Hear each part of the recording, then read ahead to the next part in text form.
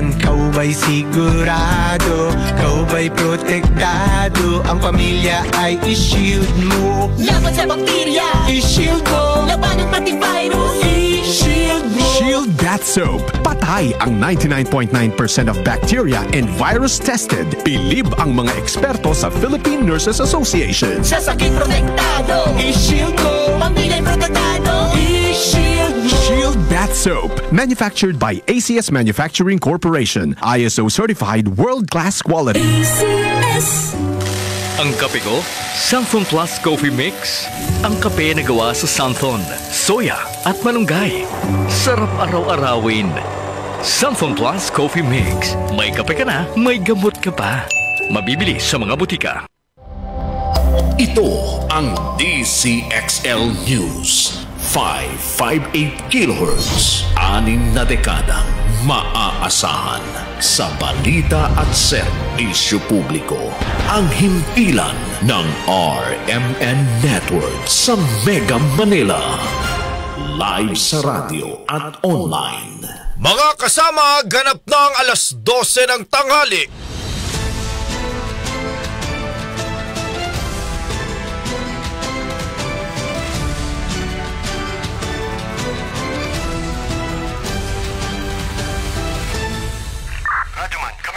Live pong napapakinggan Radyoman, sa live, Luzon, dito. Visayas, Mindanao. Narito na ang mahahalagang kaganapan sa loob at labas ng bansa. Unang-una mong narinig Sabayan yan. na po tayong napapakinggan sa 65 RMN stations nationwide. Nandito tayo ngayon sa Ilagang Signal TV, Channel 309.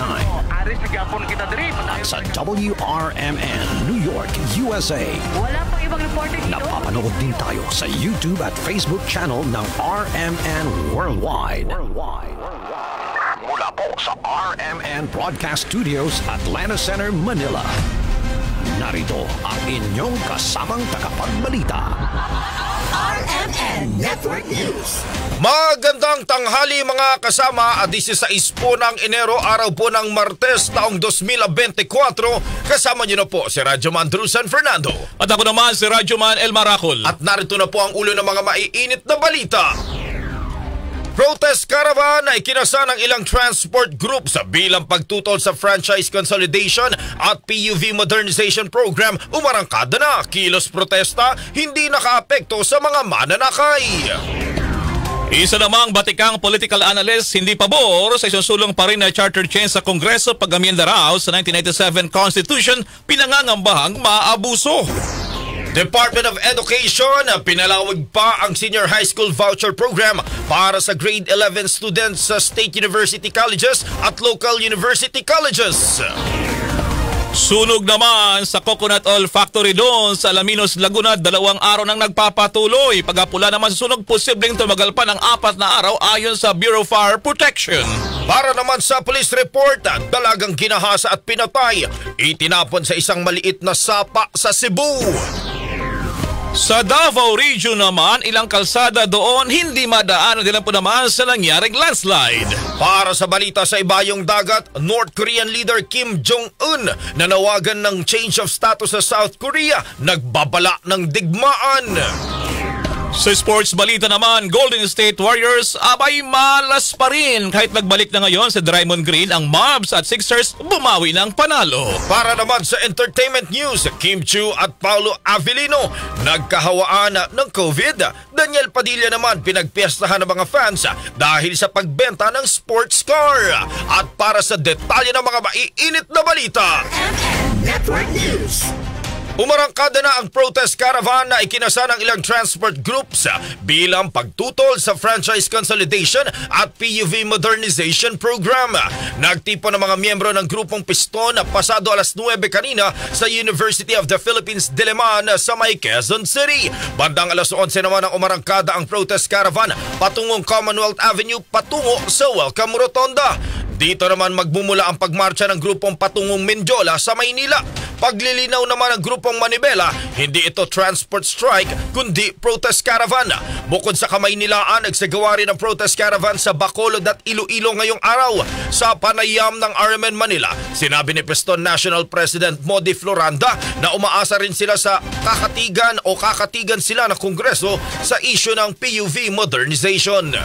Umasa po tayo doon sa magiging resulta nung hearing sapagkat malinaw yung decision na tingin nga ng ating mga kinatawan sa loob ng Kongreso ng Committee on Transport na sunesyon nga ng Kongreso yung ginawa ng LTFRB na bakit pinutol at bakit binawi nga yung mga prangkisa ng ating public transport na kung saan ang ating mga prangkisa ay galing nga sa provision ng 4136. Yung temporary permit to operate ay galing lamang sa isang executive order. Kaya't malinaw, malinaw po yung tanong ni Congressman Akop na sino kayo para tanggalan ng authority na makapaghanap buhay o makapagserbisyo yung ating mga driver at mga operator. Naniniwala rin si Manibela President Mar Valbuena na kakampihan sila ng Kongreso at umaasa silang maging si Pangulong Ferdinand Marcos Jr. ay makikinig sa kanilang hinaing. Ang Kongreso, ang Senado, Commission on Human Rights, ito po yung mga inaasahan na pahayag na ng kanilang pagsuporta po dito sa nagaganap na panggigipit po sa atin. Kaya umaasa tayo na yung nasa gobyerno, lalo ng Pangulo, ay papapakinggan po tayo. Yan po si Manila President Mar Valbuena sa panayam ng RMN Manila. Sa kaugnay pa rin nga balita, walang naging abala sa mga mananakay ang sinasagawang kilos protesta ngayon ng grupong Piston at Manibela. Sa naging panay ng RMN Manila kay Metropolitan Manila Development Authority Chairman Romando Artes, sa katunayan ay wala pa nga silang idinidispatch ng mga sakyan na aalalay sana sa mga mananakay. Aniya, walang tigil pasada at tumutok talaga ang dalawang grupo naman sa transport protest para tutulan pa rin ang POV modernization ng pamalaan. Naserbisyuhan pa rin niya ng mga pumapasadang mga jeepney at bus, yung publiko at walang stranded na mga pasahero. Sa kabila nito ay tuloy-tuloy naman ang monitoring ng MMDA sa mga kakalsadahan sa Metro Manila para siguraduhin pa rin walang mapiperwisyong mga commuters sa kilos protesta ng grupong Piston at Manibela. Wala naman pong disruption sa public transport. Mukhang totoo po yung kanilang deklarasyon na ito po ay protesta lamang pero walang tigil pasada. So far, wala pa po tayong na-dispatch na augmentation or leaving sakay. At patuloy po natin minomonitor yung sitwasyon sa lansangan. Mukhang so far naman po tahimik po yung protestang nagaganap. Nasiservisyoan naman po ng mga pumapasaad ang jeepneys at mga bus. Yan si Metropolitan Manila Development Authority Chairman Romando Artes. Exclusive interview ng RMN Manila. Sa patuloy pa rin balita, mga kasama mga drivers ng traditional jeepney na mawawalan ng trabaho hanggang tanggapin ng PRO, Public Utility Vehicle Modernization Program or PRO, Public Utility Vehicle Modernization Program. Para sa detalye, Radyoman Silvestre Labay. RMN Live Report.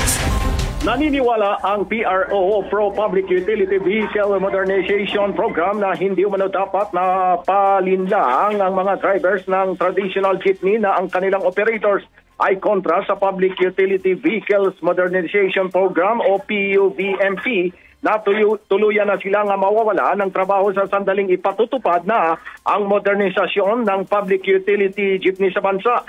Bukas ang grupong Public Utility Vehicle Modernization Program na tanggapin ang mga tsuper na hindi makakapasada sa sandaling hindi na pahintulutan ng LTFRB na lumabas sa kalsada ang mga traditional na jeepney dahil hindi pumasok sa consolidation process. Ito ang tiniyak ng Pro Public Utility Vehicle Modernization Program Transport Group na binubuo ng Pasang Mazda, LTAP, Altodap at Acto.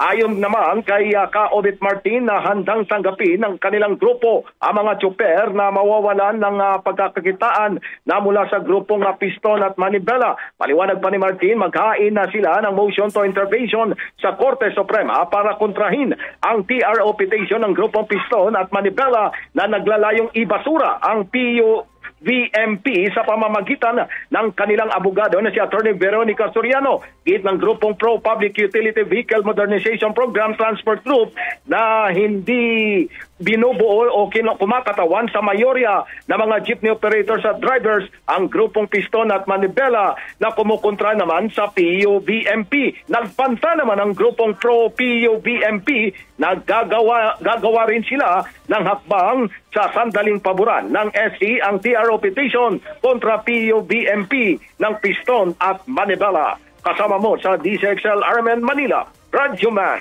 Silvestre Rambulabay, Tata RMN. Network News. Sa kaugnay pa rin balita, ilang mga jeepney drivers naman hindi nakapag-consolidate ng prangkisa, makikipagsapalan pa rin daw pumasada pagsapit ng Pebrero 1. Detalye ng balitang yan mula kay Radyoman Chilin Prido. RMN Live Report. Hindi raw magpapatinag ang ilang jeepney drivers at papasada pa rin kahit nagbabala na ang Land Transportation Franchising and Regulatory Board na huhulihin na ang mga ito pagsapit ng Pebrero 1. Sa panayam ng RMN Manila sa presidente at operator ng MD Bajoda sa ilalim ng pamumuno ng grupong Piston, maghahanap daw ang mga ito ng timing para hindi mahuli sa kalsada. Kapag hinuli naman daw sila, hihingian nila ng dokumento kung legal ang kanilang operasyon at talagang hindi na sila pwede pang pumasada. Pero sakaling legal ang paghuli sa kanila, ay wala na silang magagawa kundi sumunod sa pamahalaan. Ating pakinggan na naging pahayag ng presidente at operator na si Eddie Buelia sa panayam ng RMN Manila. Sir, paano po ang mangyayari yan kapag hanggang 31 na lang? Oo nga po, February 1, nitong 2024, manghuhuli na sila. Paano po yung aming kabuhayan kung kami po ay hindi mapayagan? Marami po maapektuhan dito, hindi lang po operator, driver, pati po yung mga commuter, kung sino man po manghuhuli. Hanapan namin sila kung sino po ba, may order po ba sila sa LTO, sa LTFRB, na kami talaga ihulihin. Kaya sabi sa amin, tuloy-tuloy lang ang biyahe.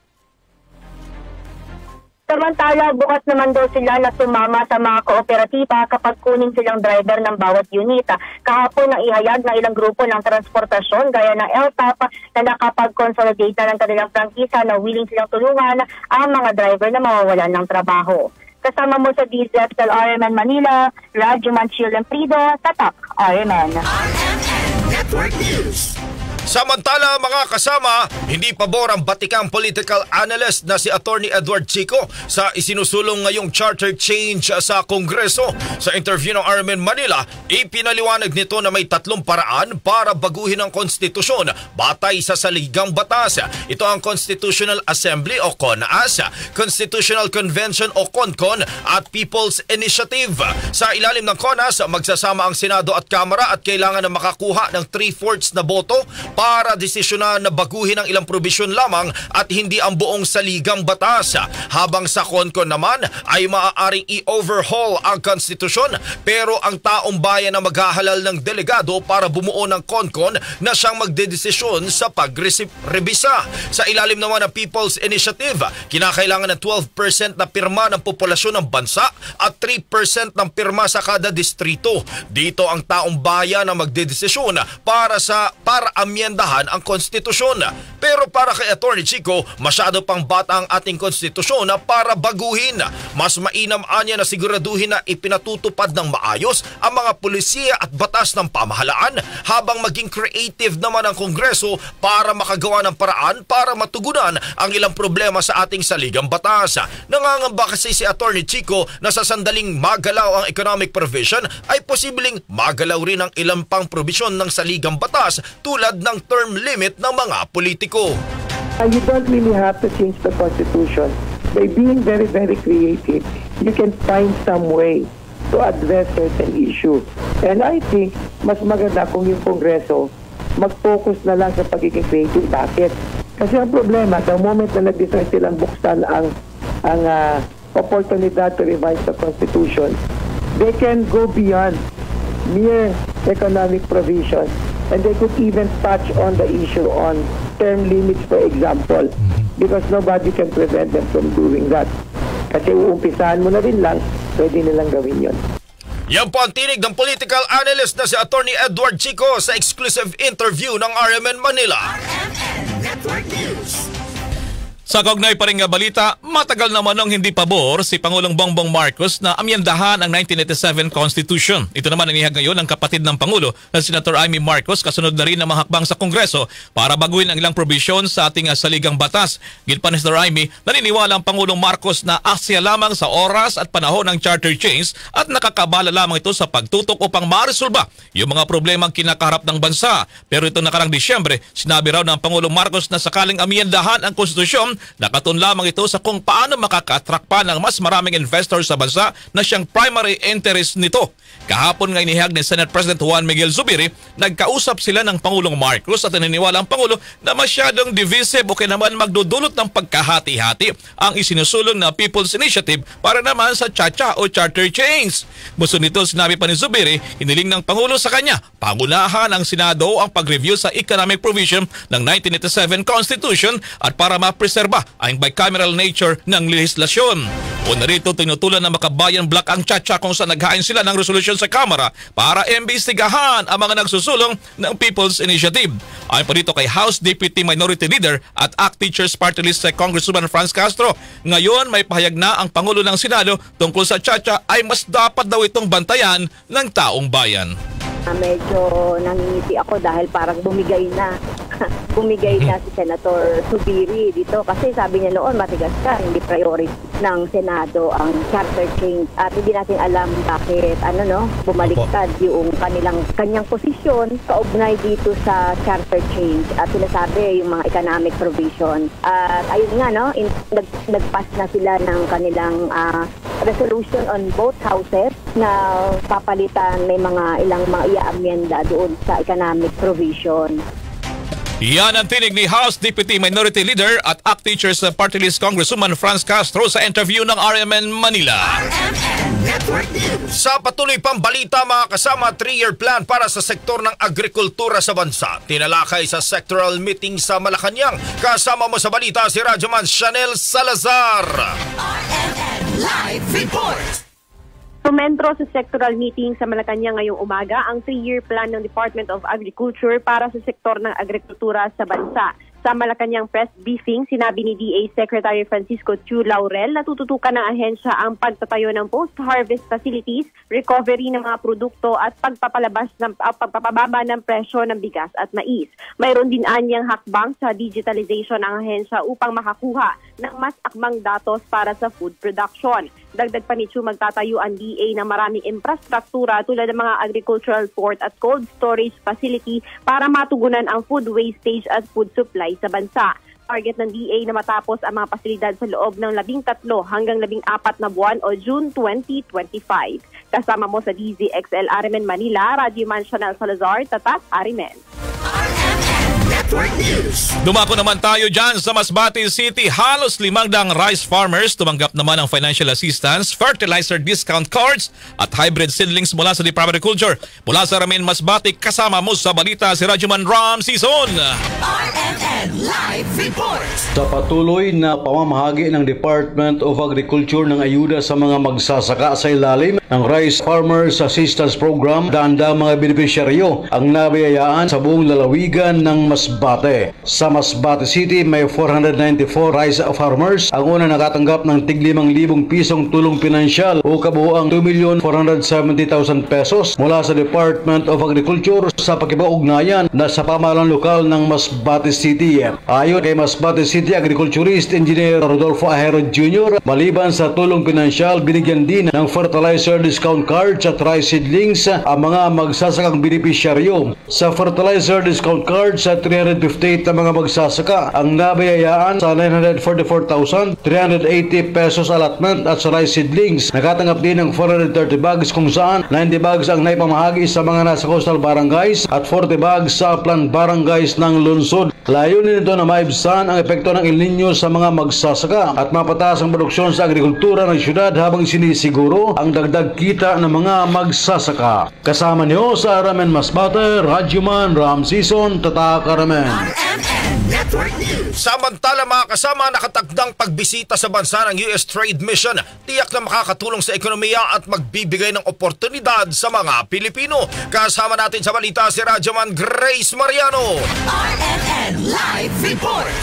Ikinalugod nga ni House Ways and Means Committee Chairman at Albay 2nd District Representative Joey Salceda ang nakatakdang pagbisita sa bansa ng unang Trade and Investment Mission ng Amerika na pangungunahan ng mismong Commerce Secretary ng Biden administration.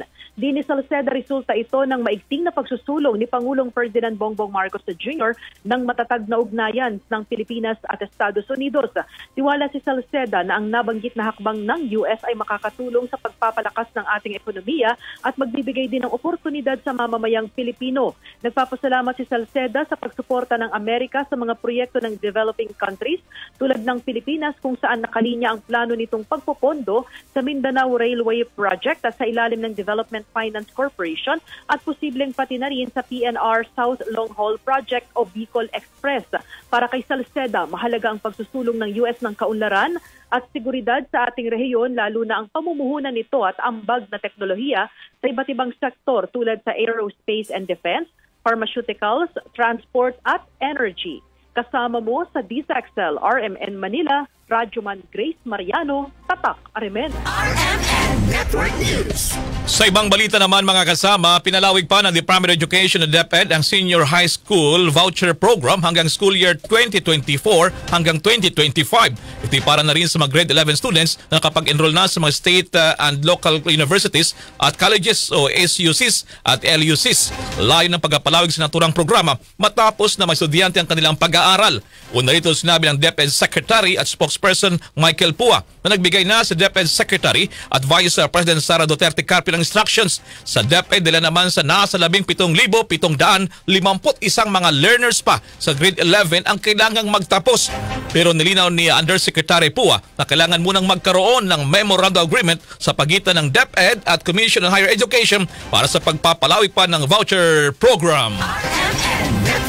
Sa ibang balita mga kasama, tiniyak ngayon ng Philippine Health Insurance Corporation of PhilHealth na balik normal na ang kanilang website matapos ang glitch na tumama sa kanilang website noong weekend. Ayon kay Department of Information and Communications Technology Undersecretary for Cybersecurity, Connectivity and Upskilling Jeffrey Ian D, ang tinatawag na bugs o coding errors at hindi cyber hackers ang umatake sa kanilang sistema. Pero agad naman umanong naayos ang bug at mayroon lamang mga error sa paglikha ng PhilHealth website. Kung maaalala, ang PhilHealth website ay inatake na rin ng Medusa ransomware na isinagawa ng cyber hackers noong buwan ng Setyembre nung nakaraang taon. Sinubukan noon ng mga hackers na humingi ng $300,000 o humigit kumulang sa 16 na milyong piso. RMN Network News. Samantala naman, posibleng tumagal pa ng 4 na araw ang sunog sa isang coconut oil factory dyan sa bahagi ng Alaminos sa lalawigan ng Laguna. Ayon sa Bureau of Fire Protection o BFP, patuloy na inapula ng mga firefighters ang sunog para hindi ito kumalat pa sa mga katabing establishmento. Sa report na tanggap ng RMN Manila, isang empleyado ang sugatan sa naturang sunog. Sa ngayon, umabot na raw sa 2 million pesos ang pinsala ng sunog sa naturang namang pabrika. RMN Network News. Sa ibang balita pa mga kasama, ilang kalsada sa Davao Region hindi na madaanan dahil sa landslide. Kasama natin mula sa RMN Davao si Radyoman Kirby Manzon. RMN Live Report. Pansamantalang hindi madaanan ng mga motorista ang ilang mga national road dito sa Davao Region dahil sa pagbaha at pagguho ng lupa epekto ng Shoreline Weather System. Sa panayam ng DXDC RMN Davao kay Franz Irag, ang Information Officer ng Office of the Civil Defense o OCD-11, sinabi niyang apektado ang mga pangunahing kalsada sa probinsya ng Davao de Oro, partikular na ang daang Maharlika sa Mungkayo kung saan ang 6 lanes ay not passable dahil sa landslide. Temporaryo ring hindi madaanan ang Maragusan na Bunturan Road dahil sa pagguho ng lupa sa Purok 10, Barangay Kamanlangan sa New Bataan. Apektado naman ang pagbaha ang kalsada sa Purok Marpori, Barangay New Alegria sa Compostela patungong Nabunturan Road. Sa report ng OCD-11, daan-daang pamilya na ang nailikas sa evacuation centers dahil sa pagbaha. Nasa 180 na mga individual ang apektado sa Mawab. Nasa mahigit 400 naman na mga individual ang nailikas sa Nabunturan at 5 pamilya sa munisipalidad ng New Bataan. Ayon sa OCD-11 official na wala namang naitalang casualty dahil sa epekto ng nasabing weather disturbance. Kasama mo sa RMN DXDC Davao, Radyoman Kirby Manzon, Tatak RMN Network News. Mula naman dyan sa bahagi ng Davao Region, dumako tayo sa Cebu. Isang dalaga ginahasa at pinatay pa, itinapon doon naman sa isang maliit na sapa daw. Ang detalye mula sa RMN Cebu, mula kay Radyoman Ken Galinea. RMN Police Report. Hindi inabutan ng 24 oras ay naaresto ng kapulisan sa munisipalidad na pinamungahan ng isang 18 anyos na lalaki na itinurong suspect sa pag-rape at pagpatay sa 21 anyos na nakilalang si Jocelyn Caparida sa Milyon sa Barangay Kamugaw sa Naturang Bayan. Ayon sa hepe ng pinamungahan police na si Police Major Gilfred Baruman, may hawak na silang isang testigo na siyang nagturo sa suspect na si Jimboy Pasakan, isang distant relative din ng biktima at huling kasama nito nang dumalo sa isang disco noong isang araw at nakitang kasamang papauwi bago natagpuan ang kaniyang bangkay. Matapos ang krimen ay hindi na nagpakita si Pasakan sa kanilang lugar at nahuli ito ng kapulisan sa ibang munisipalidad kung saan inabutan ito ng mga pulis. Napapaalis na sa investigasyon ng kapulisan ay umami naman si Pasakan sa ginawa nitong krimen sa biktima. Kasama mo sa Arimen DYH Pitsabu, Radio Mancan Galinea, Tatak Arimen. Mula Cebu, dumako naman tayo sa may Ilocos region. Lalaki mula Pangasinan na patay matapos malunod sa isang falls sa Santa Maria, Ilocos Sur. Kasama mo sa balita mula sa RMN Vegan, si Radyoman Jun Ramos. RMN Live Report. Patay ang isang lalaki matapos malunod sa Pinsal Falls ng Barangay Babalasiwan, Santa Maria, Ilocos Sur. Nakilalang biktima na si J. Mark Quaresma, 20 anyos at residente ng San Manuel, Pangasinan. Sa investigasyon ng Santa Maria Police, napag-alaman ng biktima at ibang kasamahan nito ay nagkayang maligo sa Pinsal Falls at pinaniniwalaang lasing ang mga ito. Nagawang tumalon ni Quaresma mula sa tuktok ng talon at nung nasa ibaba na, inalis pa nito ang kanyang mga damit pero dito na siya lumubog at nalunod. Agad nagsagawa ng Search, Rescue and Retrieval Operations ang mga miyembro ng Ilocos Sur Search and Rescue Team at MDRRMO Santa Maria. Inabot ng ilang oras bago nahanap ang kanyang katawan. Naitakbo pa ito sa ospital pero dineklara ng doktor na ito ay dead on arrival. Kasama mo sa RMN Vegan, Radyoman Jun Ramos, Tatak RMN Network News. Samantalang mula sa Ilocos, dumako naman tayo ng Kalibo. Pagdala ng imahe katulad ng Santo Niño di Palaboy, ipinagbabawal ngayong kapistahan ng Senior Santo Niño. Mula sa Remin Kalibo ng Loon sa Radyoman Dante Torquator. RMN Live Report. May pakiusap ngayon ang St. John the Baptist Cathedral sa mga dadalong deboto sa kapistahan ni Senior Santo Niño di Kalibo. Ang panawagang ito ay huwag magdala ng mga imahe katulad ng Santo Niño di Palaboy at iba pang mga pampaswerte sapagkat ang mga imahe ay hindi angkop sa imahe ng santo. Ipinaabot ni Father Tad Bilandres ng St. John the Baptist Cathedral na kung dadalo sa naturang kapistahan ay dalhin ang imahe ni Senior Santo Niño di Kalibo. Dagdag pa nito na magpuproduce ang katedral ng mga imahe ng Santo Niño di Kalibo kung kaya't pwede dito makakuha ang mga deboto. Ipinahayag rin ng pari na hindi gusto ng simbahan ang mga nagdadala ng mga Santo Niño di Palaboy at iba pang mga ikinakabit na mga barya o coins at iba pa. Ito ay dahil sa insidente ng exorcism na mayroong mga napoposes o di kaya ay sinasaniba ng masamang espiritu mula sa mga pampaswerte o mga coins. Kasama mo sa DYKR Arimen Kalibo, Radyo Mandante Torquator, Tatak RMN. Network News. Sa patuloy ng mga balita, imahe ng Santo Niño nag-iisang nasalba sa nasunog na bahay sa Negros Occidental. Kasama natin mula sa RMN Bacolod, si Radyoman Albert Hiner. RMN Live Report. Nag-iisang nasalba ng mga trabahante sa tubuhan ang imahe ng Santo Niño sa nasusunog na bahay ng pamilya Alibutnan sa Hacienda Merced, Barangay Don Salvador Benedicto, Bayan ng Pontevedra, Negros Occidental. Ayon kay Pontevedra Fire Marshal SFO4 Norbik Manggubat, walang tao ang bahay ng ito'y nasusunog dahil nasa trabaho sa kabilang hasyenda at naglalaban naman sa ilog ang mag-asawang Berto at Jana Alibutnan nang mangyari ang insidente. Dagdag pa ni Manggubat na tanging mga trabahante lang sa Hacienda Merced ang nakakita ng sunog at isa sa kanila ang nagsalba ng imahe ng Santo Niño habang mabilis na tinutupok ng apoy ang bahay na gawa sa light materials. Lumalabas sa investigasyon na ang napabayang baga sa lutuan sa kusina ang sang pinagmulan ng apoy. Kasama mo sa RMN DYHB Bacolod, Radyoman Albert Hiner, Tatak RMN. Network News. Mga kasama, balita naman sa ibayong dagat na nawagan si North Korean leader Kim Jong-un para sa constitutional amendment ng katayuan ng South Korea na gawin isang hiwalay na estado. Iniyag ni Kim Jong-un na hindi naman posible ang nauna nitong konklusyon na unification sa South Korea. Nangyaring hakbang na ito alinsunod na rin sa lumalalang tensyon sa Korean Peninsula matapos maglunsad ang North Korea ng missile test at magkakaroon ng pagbabago sa ugnayan ng pagitan ng Pyongyang at South Korea. Ayon naman sa ulat ng former State Department official na si Robert Carlin at isang nuclear scientist, nakikita man nila ang kasalukuyang sitwasyon sa Korean Peninsula na mas mapanganib kumpara sa naganap na unang digmaan sa bansa noong taong 1950. Samantala nagbabala rin naman ang North Korea na hindi nito intensyong magsagawa ng digmaan ngunit hindi man ito maiiwasan. Network News. Para naman sa ating balitang sports, Golden State Warriors malas pa rin kahit nagbalik na si Draymond Green. Mavs at Sixers bumawi ng panalo. Kasama mo sa balita si Rajaman Jairus Peña, Florida. Balitang Sports. Inabot pa rin ng kamalasan ng Golden State Warriors matapos na ilang paso ng Memphis Grizzlies sa skor na 116-107. Ang panibagong talo ng Warriors ay sa kabila ng pagbabalik ni Draymond Green. Makaraang patawan nito ng suspension ng NBA.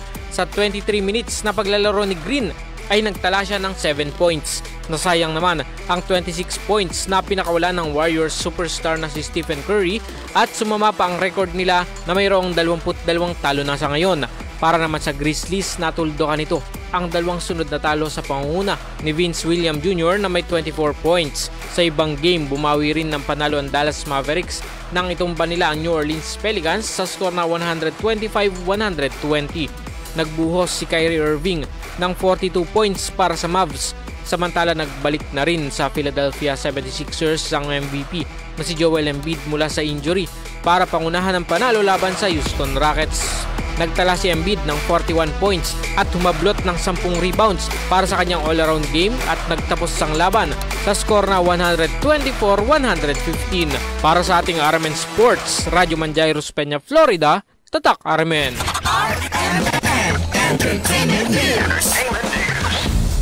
At ito partner ha, si Kim Chiu daw at Paolo Avellino nagkahawaan ng COVID. Sa ibang balita naman, si Daniel Padilla pinagpiestahan ng mga fans nila daw sa pagbebenta ng kanyang sports car. Ang chika mula naman kay Radyo Man Alex for Rocky. Nang dahil na rin sa hindi inaasahang pagkakataon, ay parehong hindi nakadalo sa presko ng kanilang teleserye na Linang ang mga bidang sina Kim Chiu at Paolo Avellino. Ayon kay Kim, nandyan pa rin daw kasi ang COVID kaya dapat mag-ingat. Dahil parehong nagkasakit sina Kim at Paolo ay nag-zoom na lang ang mga ito sa nasabing preskon. Nagduda tuloy at napataas ang kilay ng mga netizens kung bakit sabay pang nagka-COVID ang dalawa at napatanong ang mga ito. Sa sobrang close ba ni Kim at Paolo ay nagkahawaan na sila? Pinapalabas kasi ng iba ay parang may relasyon na nga ang dalawa.